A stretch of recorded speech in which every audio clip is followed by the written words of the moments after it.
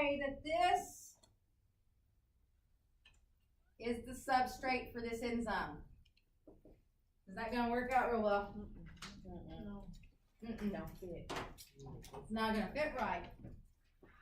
So this being protein alone, probably not a good idea. This enzyme probably has other pieces to it. So let's make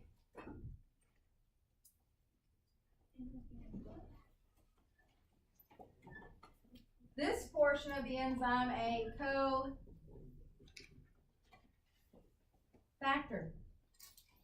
So cofactor are going to be things that are inorganic. So things like your magnesium, your iron, things of that nature. So if you're seeing stuff straight off of the periodic table, think cofactor.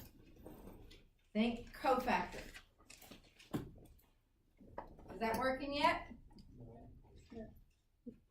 Still not shaped right, is it?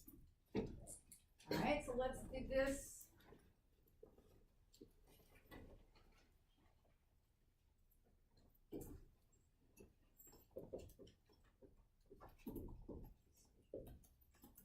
How about now? What's the coenzyme again? Coenzymes are going to be organic molecules other than amino acids. So think vitamins, think heme group. They have got carbon and hydrogen in them. So there's your difference. Coenzymes, organic, cofactors, inorganic. So that's why I said when you think cofactors, think straight off the periodic table. Now, the reason why these become so important is a lot of time the cofactors and the coenzymes help to allow the active site to be actually set up. In some cases, they directly interact in the reaction that the enzymes help them with. So like in the case of hemoglobin, there's no iron, there's no way for it to bind to oxygen. So the iron there is that cofactor is actually helping interact with the substrate. So you've got to have, in some cases, and I'm not saying all enzymes need all these components, but whatever the enzyme needs, that cell must have it in its diet somehow to be able to build the whole thing. If they can't build their workers, what happens to metabolism? Stops.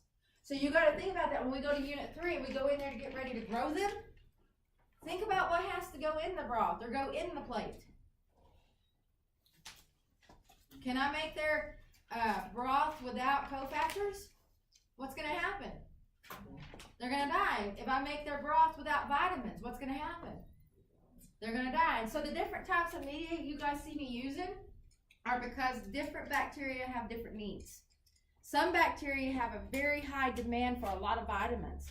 And so when they get really needy, we give them special stuff like blood. Because blood is full of organic coenzymes that they can use, break down, turn around into stuff that they need.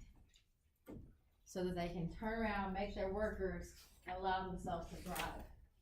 Now, putting all of these together, whenever we build the entire enzyme, that's when you get what is known as the holo enzyme. So think whole thing. The whole thing together is the holo enzyme. Yes, ma'am. The whole thing without the substrate or with the substrate? Without the substrate. So we're just talking about the worker right now. I was just showing you the substrate so that you could see what needs to happen.